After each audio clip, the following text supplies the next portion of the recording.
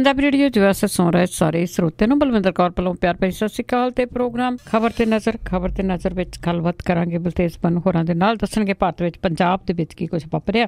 Programme ਦਾ sponsor ਨੇ Chicago pizza with twist ਵਾਲੇ, ਜਿਨ੍ਹਾਂ ਤੋਂ ਹਰ ਇੱਕ ਤਰ੍ਹਾਂ ਦਾ ਵੈਜ ਨਾਨ ਵੈਜ ਪੀਜ਼ਾ ਤੁਸੀਂ ਆਰਡਰ ਕਰ ਸਕਦੇ ਹੋ। ਇਹਨਾਂ ਦੇ ਮਠਿਆਈਆਂ ਦਾ ਸਵਾਦ ਵੀ ਤੁਸੀਂ ਦੇਖ ਸਕਦੇ ਹੋ।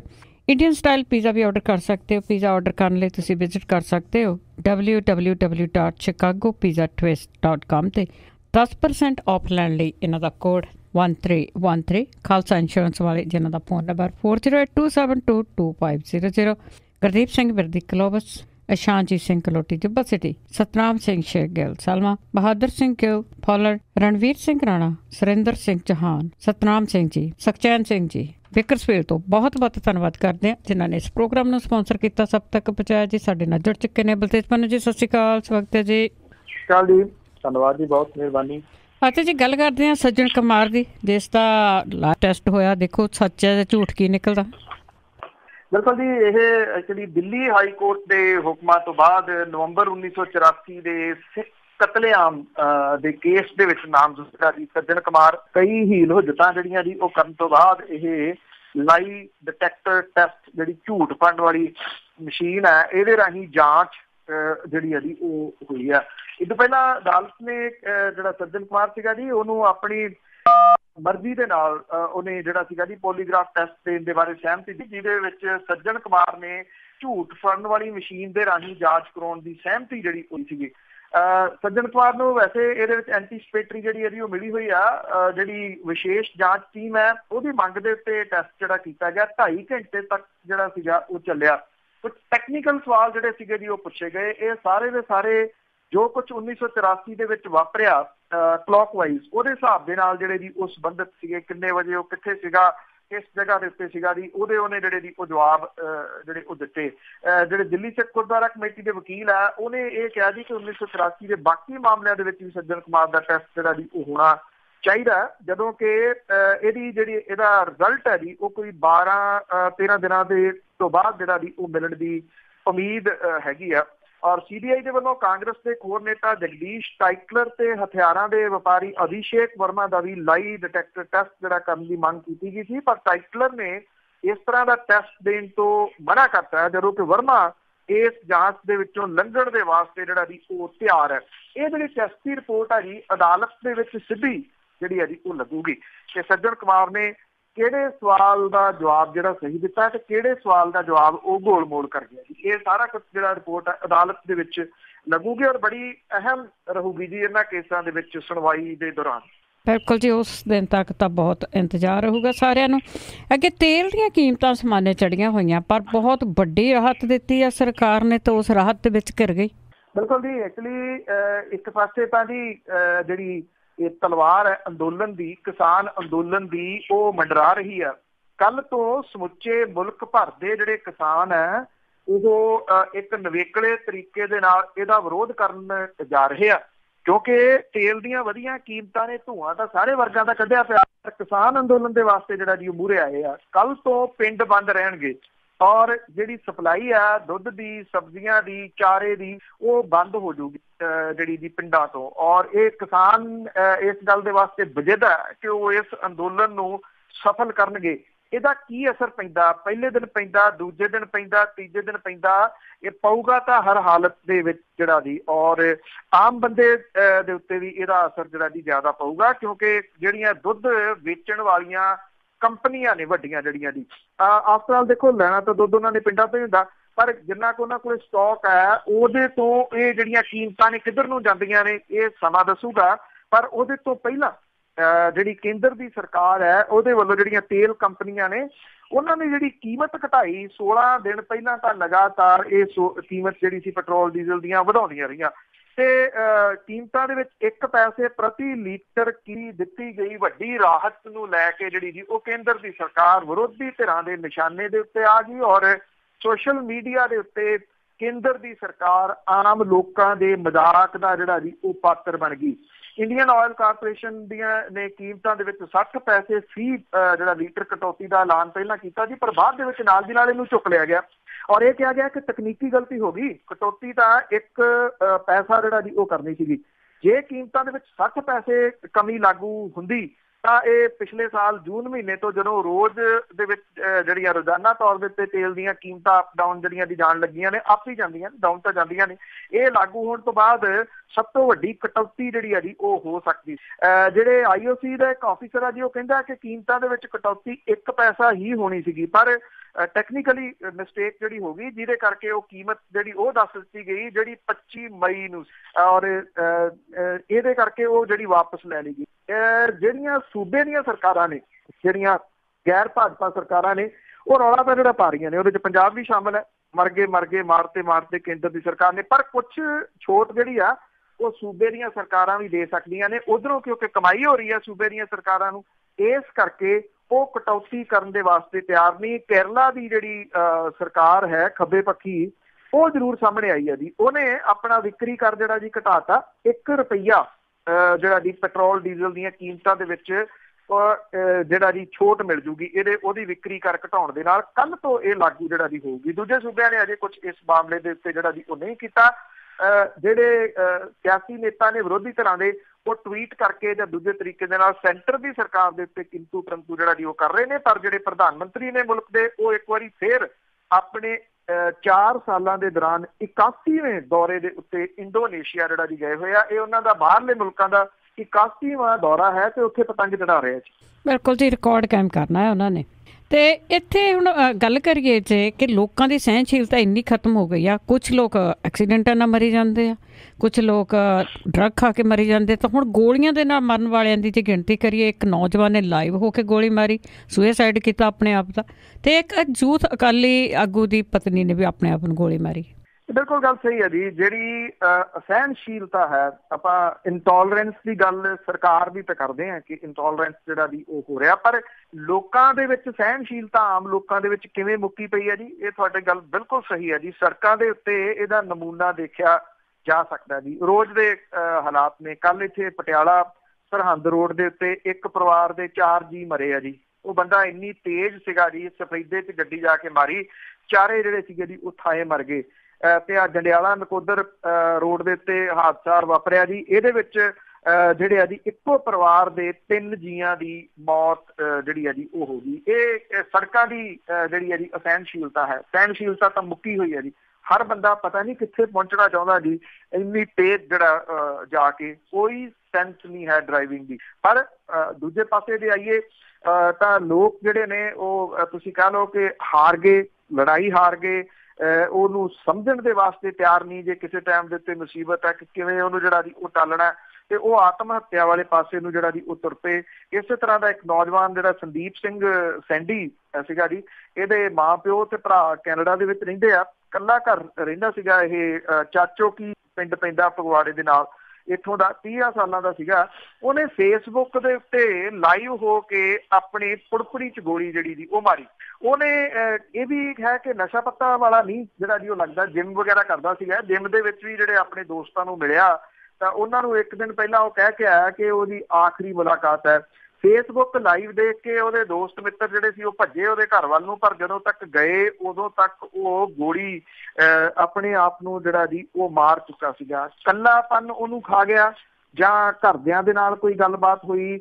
ਇਸ ਉਮਰ ਦੇ ਵਿੱਚ ਖਰਚੇ ਵੀ ਜਿਹੜੇ ਆ ਜੀ ਕਈ ਵਾਰੀ ਵਧਾ ਲਏ ਜਾਂਦੇ ਆ, ਤੇ ਫਿਰ ਜਦੋਂ ਵਾਪੇ ਜਾਂ ਦੂਜੇ ਤੀਜੇ ਪੁੱਛਦੇ ਆ ਤੇ ਉਦੋਂ ਵੀ ਕਿਉਂਕਿ ਸਹਿਣਸ਼ੀਲਤਾ ਹੈ ਨਹੀਂ ਗੀ, ਇਹ ਉਹ ਵੀ ਹੋ ਸਕਦਾ ਜੀ। ਅਜੇ ਕੋਈ ਕਾਰਨ ਜਿਹੜੇ ਆ ਜੀ ਨਹੀਂ ਪਤਾ ਲੱਗ ਸਕੇ ਕਿ ਕੀ ਕਾਰਨ ਹੈ ਇਹਦੀ ਖੁਦਕੁਸ਼ੀ ਦੇ।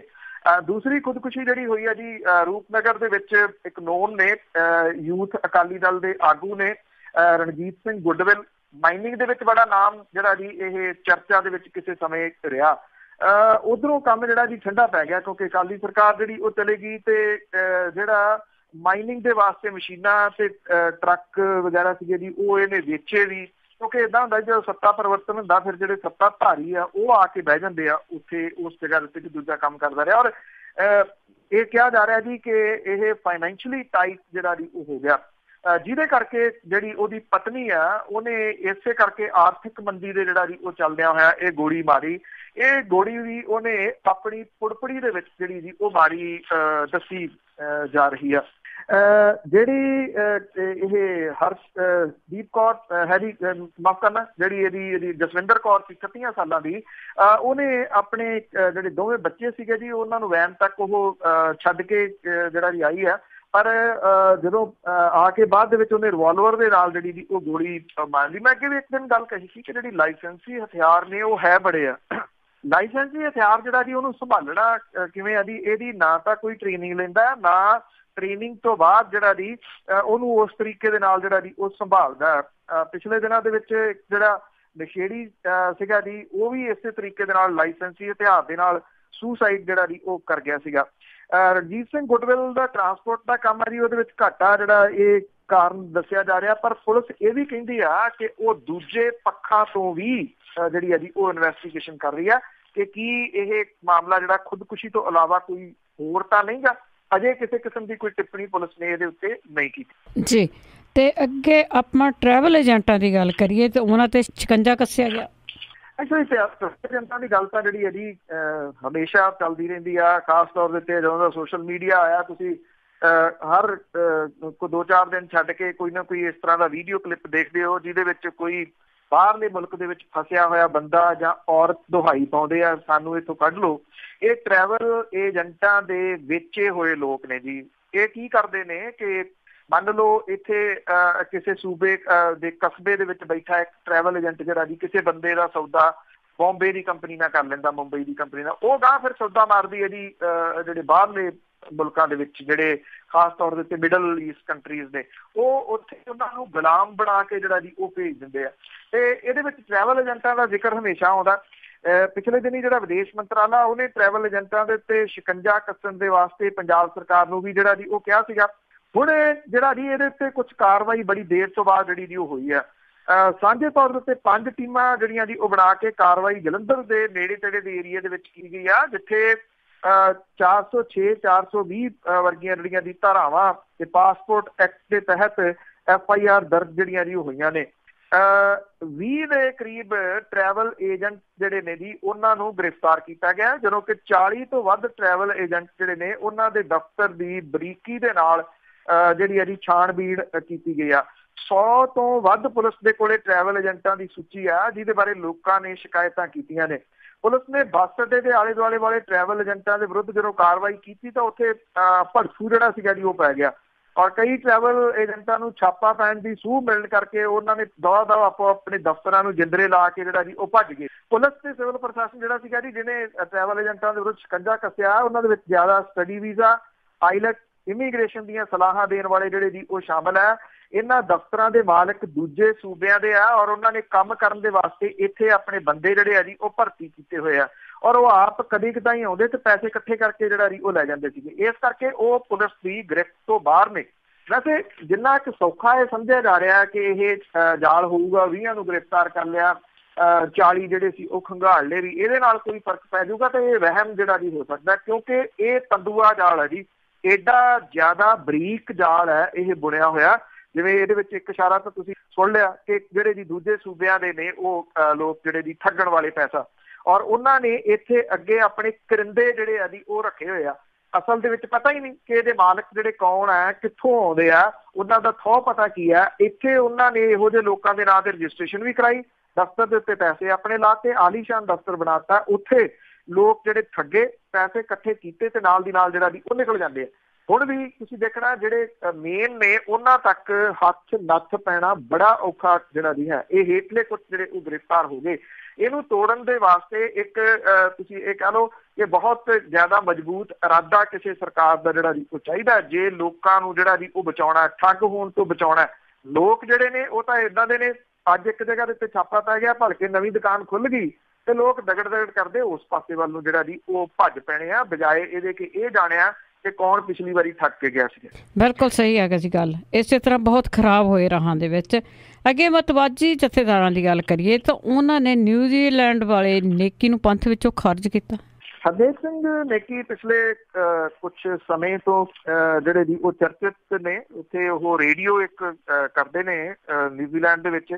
ਉਹਨਾਂ ਦੇ ਵੱਲੋਂ ਉਠਾਏ ਜਾ ਰਹੇ ਕੁਝ ਜਿਹੜੇ ਇਸ਼ੂਜ਼ ਨੇ ਉਹਨੂੰ ਲੈ ਕੇ ਉਹਨਾਂ ਦਾ ਨਿਊਜ਼ੀਲੈਂਡ ਦੇ ਵਿੱਚ ਵੀ ਜਿਹੜਾ ਜੀ ਉਹ ਵਿਰੋਧ ਹੋਇਆ ਔਰ ਪਿਛਲੇ ਦਿਨੀ ਇੱਕ ਜਿਹੜੀ ਵੀਡੀਓ ਵੀ ਕਲਿੱਪ ਜਿਹੜੀ ਵਾਇਰਲ ਹੋਈ ਸੀ, ਜਿਹਦੇ ਵਿੱਚ ਕੁਝ ਜਿਹੜੇ ਹੈ ਨੇ ਉਹਦੇ ਜਿਸ ਜਗ੍ਹਾ ਦੇ ਉੱਤੇ ਹਰਨੇਕ ਸਿੰਘ ਨੇਕੀ ਹੋਰੀ ਗੁਰਦੁਆਰੇ ਨਾਲ ਸੰਬੰਧਿਤ ਨੇ, ਉੱਥੋਂ ਗੁਰੂ ਗ੍ਰੰਥ ਸਾਹਿਬ ਦੇ ਜਿਹੜੇ ਸਰੂਪ ਸੀ ਉਹ ਵੀ ਚੁੱਕ ਲਿਆਏ ਸੀਗੇ। ਇਹਦੇ ਸਬੰਧ ਦੇ ਵਿੱਚ ਕੁਝ ਲੋਕਾਂ ਨੇ, ਨਿਊਜ਼ੀਲੈਂਡ ਦੇ ਲੋਕਾਂ ਨੇ ਅਕਾਲ ਤਖਤ ਦੇ ਜਥੇਦਾਰ ਗਿਆਨੀ ਗੁਰਬਚਨ ਸਿੰਘ ਹੋਰਾਂ ਦੇ ਕੋਲੇ ਸ਼ਿਕਾਇਤ ਕੀਤੀ ਸੀਗੀ ਕਿ ਹਰਨੇਕ ਸਿੰਘ ਨੇਕੀ ਜਿਹੜਾ ਹੈ ਜੀ ਉਹ ਤੋੜ ਮਰੋੜ ਕੇ ਕੁਝ ਚੀਜ਼ਾਂ ਜਿਹੜੀਆਂ ਜੀ ਉਹ ਪੇਸ਼ ਕਰਦਾ। ਇੱਥੇ ਜਿਹੜੇ ਗਿਆਨੀ ਗੁਰਬਚਨ ਸਿੰਘ ਹੋਰੀ ਨੇ ਉਹਨਾਂ ਨੇ ਹਰਨੇਕ ਸਿੰਘ ਨੇਕੀ ਨੂੰ ਜਿਹੜਾ ਜੀ ਉਹ ਸੱਦਿਆ ਅਕਾਲ ਤਖਤ ਦੇ ਉੱਤੇ ਕਿ ਉੱਥੇ ਆ ਕੇ ਆਪਣਾ ਪੱਖ ਜਿਹੜਾ ਜੀ ਉਹ ਪੇਸ਼ ਕਰੇ। ਅਜੇ ਤੱਕ ਜਿਹੜਾ ਜੀ ਹਰਨੇਕ ਸਿੰਘ ਨੇਕੀ ਸੀਗਾ ਜੀ ਉਹ ਇੱਥੇ ਆਇਆ ਨੀਗਾ। ਅਕਾਲ ਤਖਤ ਦੇ ਜਥੇਦਾਰ ਦੇ ਵੱਲੋਂ ਇਹ ਕਾਰਵਾਈ ਜਿਹੜੀ ਹੈ ਜੀ ਉਹ ਵਿਚਾਰ ਅਧੀਨ ਹੈ। ਨੇਕੀ ਨੂੰ ਆਪਣਾ ਪੱਖ ਦੱਸਣ ਦੇ ਵਾਸਤੇ 10 ਦਿਨ ਦਾ ਸਮਾਂ ਦਿੱਤਾ ਗਿਆ ਸੀਗਾ ਔਰ ਇਹ ਸਮਾਂ ਜਿਹੜਾ ਜੀ ਉਹ ਸਮਾਪਤ ਹੋ ਰਿਹਾ, ਅਜੇ ਤੱਕ ਤਾਂ ਆਇਆ ਨਹੀਂ। ਅਗਲੀ ਕਾਰਵਾਈ ਜਿਹੜੀ ਹੈ ਜੀ ਉਹ ਅਕਾਲ ਤਖਤ ਦੇ ਜਥੇਦਾਰ ਗਿਆਨੀ ਗੁਰਬਚਨ ਸਿੰਘ ਹੋਰਾਂ ਨੇ ਕਰਨੀ ਸੀ। ਉਦੋਂ ਪਹਿਲਾਂ ਜਿਹੜੇ ਸਰਬੱਤ ਖਾਲਸਾ ਦੇ ਵਿੱਚ ਥਾਪੇ ਗਏ ਕਿ ਜਥੇਦਾਰ ਸੀ, ਮਤਵਾਜੀ ਜਥੇਦਾਰ ਜਿਹਨਾਂ ਨੂੰ ਕਹਿੰਦੇ, ਉਹਨਾਂ ਨੇ ਆਪਣੀ ਜਿਹੜੀ ਮੀਟਿੰਗ ਲਾਈ। ਹਰਨੇਕ ਸਿੰਘ ਨੇਕੀ ਜਿਹੜਾ ਸੀਗਾ ਜੀ ਉਹਨੂੰ ਪੰਥ ਦੇ ਵਿੱਚੋਂ ਛੇਕ ਦਿੱਤਾ। ਹੁਣ ਸਵਾਲ ਜਿਹੜਾ ਜੀ ਇੱਥੇ ਥੋੜਾ ਜਿਹਾ ਹਾਸ ਹੋ ਜਾਣਾ ਇਹ ਪੈਦਾ ਹੋ ਗਿਆ ਵੀ ਸਕ੍ਰਿਪਟ ਤਾਂ ਕੋਈ ਲਿਖ ਰਿਹਾ ਕਿ ਚਲੋ 4 ਦਿਨ ਖਬਰਾਂ ਲੱਗਣਗੀਆਂ, ਉੱਥੇ ਸੱਦਾਂਗੇ ਜਾਂ ਲੋਕ ਸਵਾਲ ਪੁੱਛਣਗੇ, ਵਿਦੇਸ਼ਾਂ ਦੇ ਵਿੱਚ ਬੱਲੇ ਬੱਲੇ ਹੋਊਗੀ ਤੇ ਉਹ ਫਿਲਮ ਉਹਦੇ ਉੱਤੇ ਜਿਹੜੇ ਜੀ ਉਹ ਮਤਵਾਜੀ ਜਥੇਦਾਰ ਝੱਟ ਦੇਣੀ ਜਿਹੜੀ ਬਣਾ ਗਏ।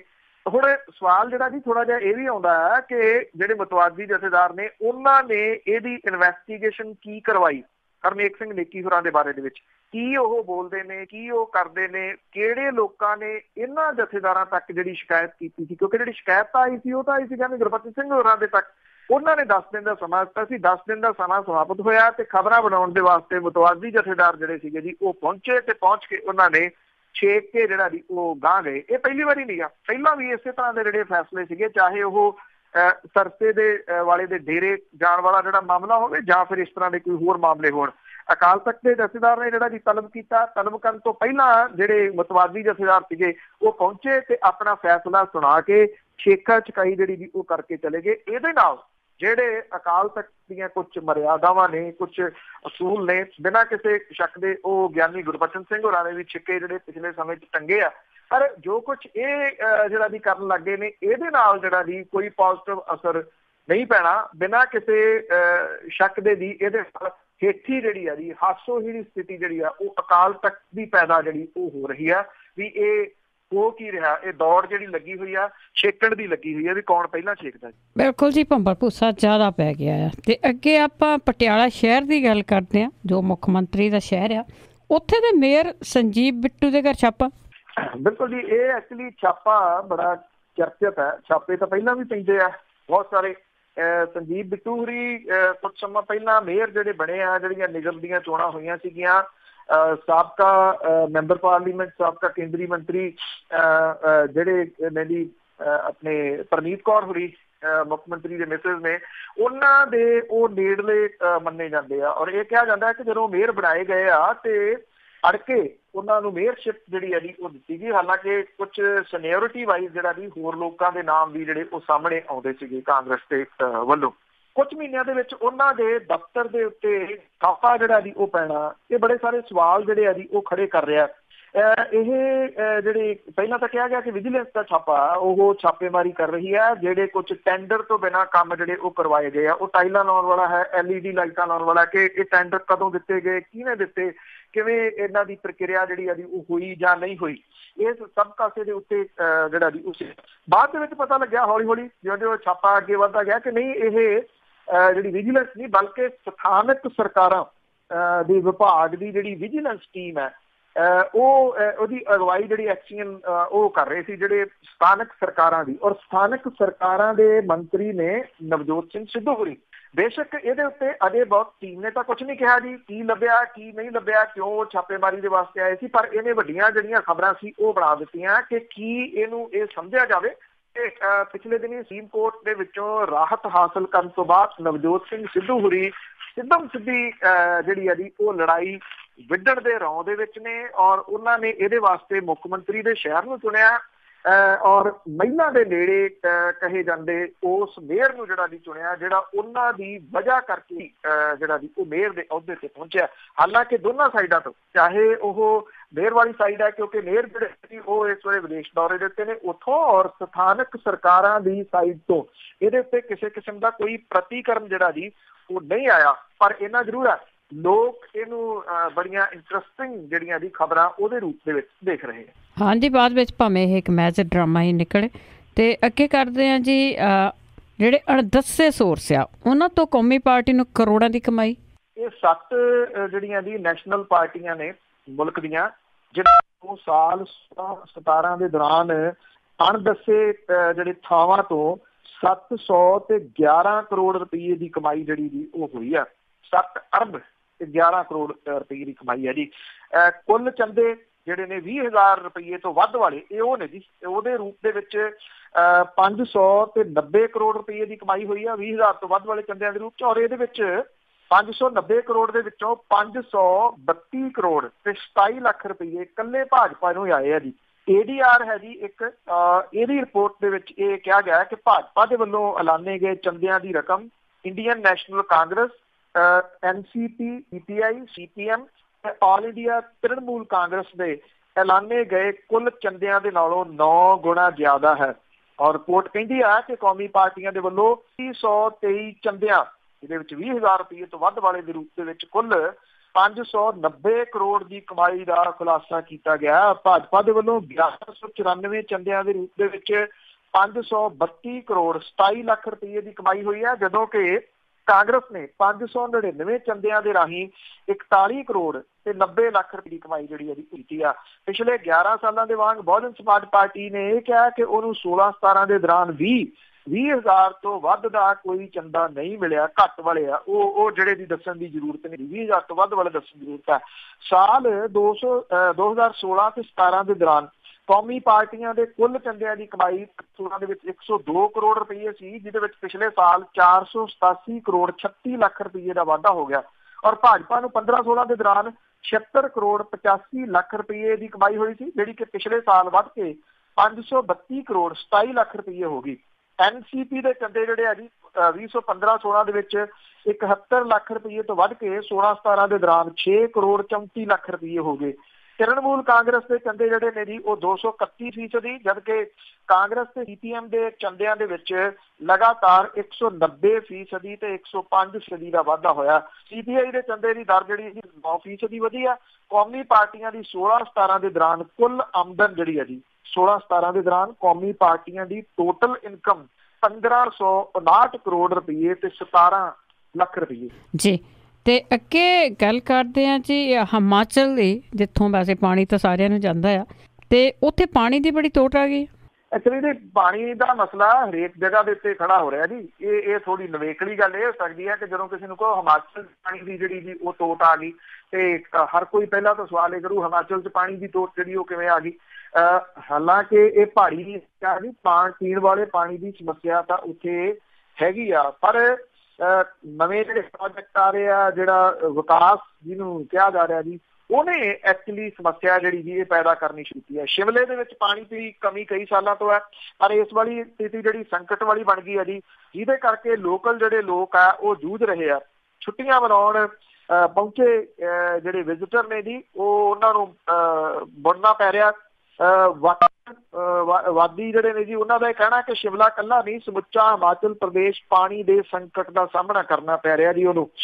ਇਹ ਹਿਮਾਚਲ ਆਧਾਰਿਤ ਜਥੇਬੰਦੀ ਆ, ਉਹਦਾ ਇਹ ਕਹਿਣਾ ਹੈ ਕਿ ਨਵੇਂ ਸ਼ੁਰੂ ਕੀਤੇ ਜਾ ਰਹੇ ਪਣ ਬਿਜਲੀ ਪ੍ਰੋਜੈਕਟਾਂ ਦੇ ਕਰਕੇ ਹਿਮਾਲਿਆ ਦੀਆਂ ਨਦੀਆਂ ਦੇ ਵਾਸਤੇ ਵੱਡਾ ਖਤਰਾ ਖੜਾ ਹੋ ਗਿਆ।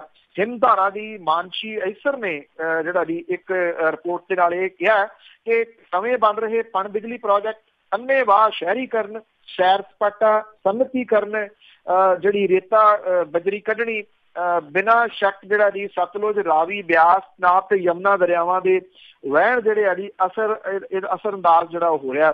ਸਤਲੁਜ ਤਿੱਬਤ 'ਚ ਨਿਕਲਦਾ ਹੈ, ਬਾਕੀ ਸਾਰੇ ਦਰਿਆ ਹਿਮਾਚਲ 'ਚੋਂ ਨਿਕਲਦੇ ਆ।